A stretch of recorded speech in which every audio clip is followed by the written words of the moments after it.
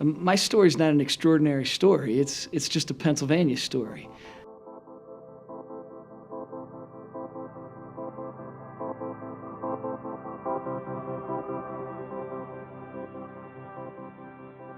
I was born in Bethlehem, Pennsylvania.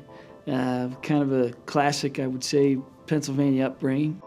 My dad was a steel worker. I grew up in a row house in a working class neighborhood. Came from a family of steel workers. That was just the way everybody grew up. I think that's the way millions of Pennsylvanians grew up for generations in our state. I'm proud of the fact that for 5 generations, my family has lived within the same 3-block area in this working class neighborhood in West Bethlehem, and my dad raised myself and my sister on this same street where now I've raised up 3 kids out of a row house. So I had a blessed upbringing surrounded by family. Unfortunately, however, though, our mom died when we were young. So my sister and I were really raised by my father.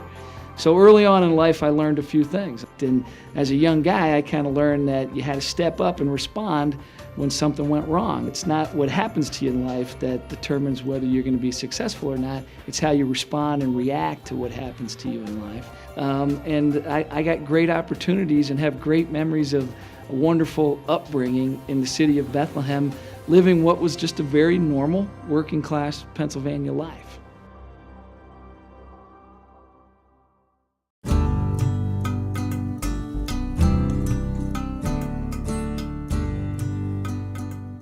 What really motivated me into public life was watching our city, which was dominated by the steel industry, watching it decline and realizing that if we didn't do something to change, that this great community where my family had been, where I was raised, where I'd been given all this opportunity, was not going to be the same.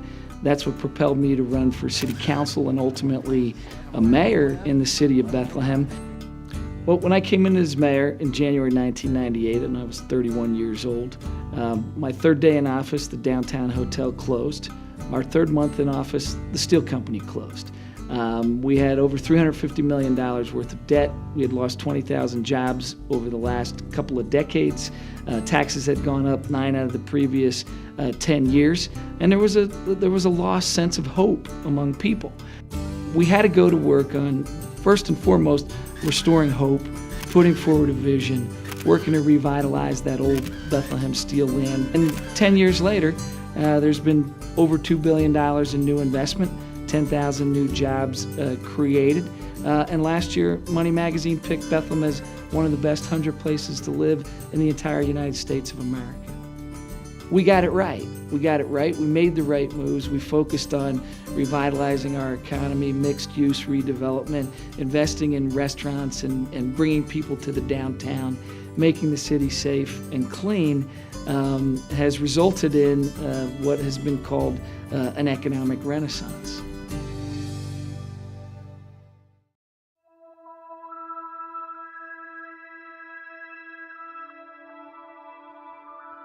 Could support Don readily. Remember, he's got great local experience. Okay. Mayor, and he did a great job as Mayor of Bethlehem. Okay. County Executive, he's doing a fine job as Lehigh County Executive.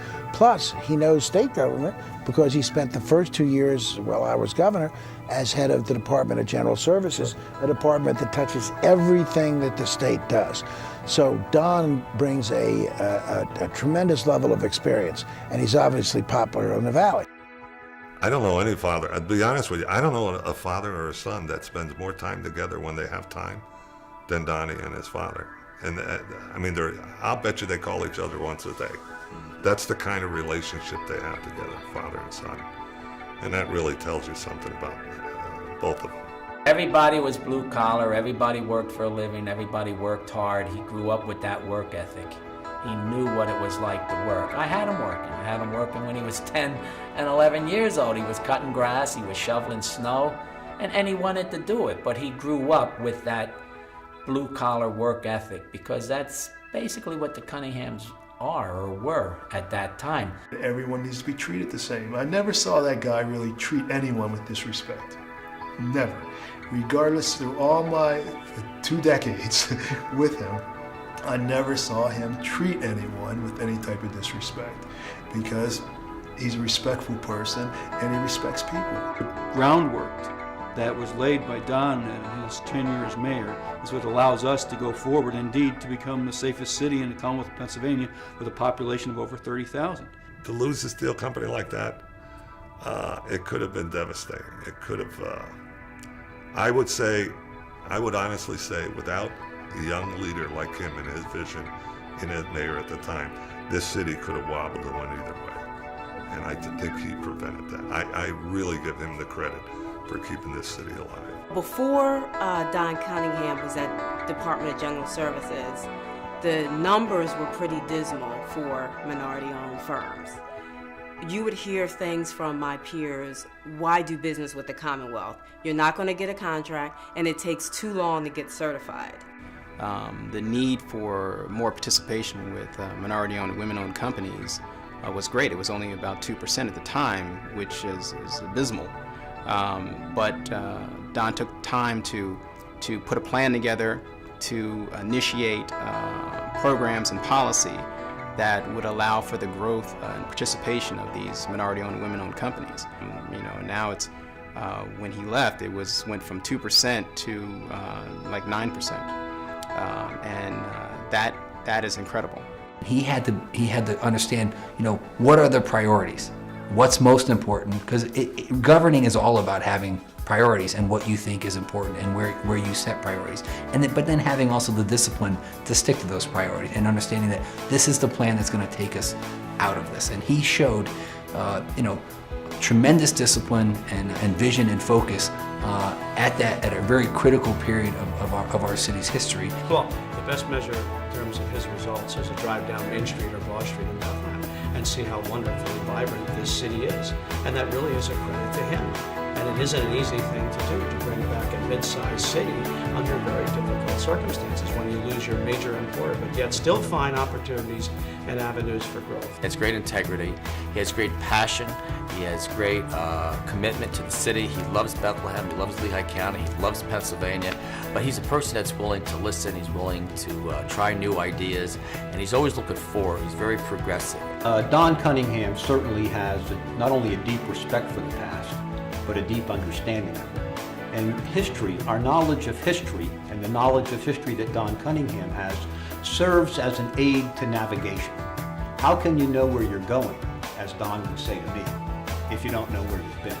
Don Cunningham understands where we've been and where we're headed.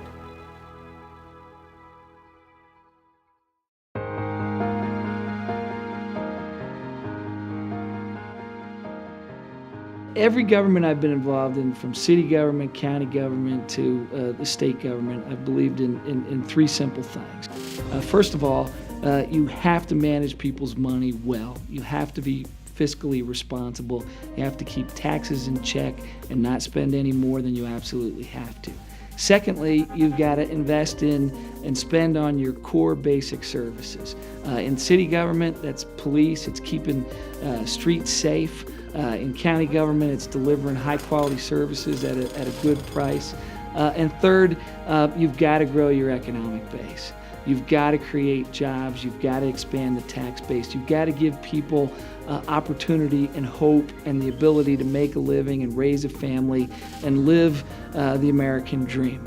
And if you adopt those three principles at any level of government, I think you are giving people what they expect from their government. The youngest mayor in Bethlehem history. When he became mayor, Bethlehem faced an economic meltdown. 9 straight years of tax increases, over $300 million in debt, and 20,000 jobs lost. 10 years later, Bethlehem is back. $2 billion in new economic investment, recognized by Fortune and Money magazine as one of the most livable cities in America. The safest city of its size in Pennsylvania, one of the best cities to start a business, and one of the best places to raise a family. In Ed Rendell's cabinet, he was a reformer, ending business as usual practices, saved taxpayers $500 million while increasing participation by women and minority-owned firms by 400%. The first Democrat-elected Lehigh County Executive. He made Lehigh the first county to put more police on the street, reduced the county's carbon footprint, and provided tax relief for veterans, all without raising taxes. Progressive ideas, forward-looking results. Don Cunningham.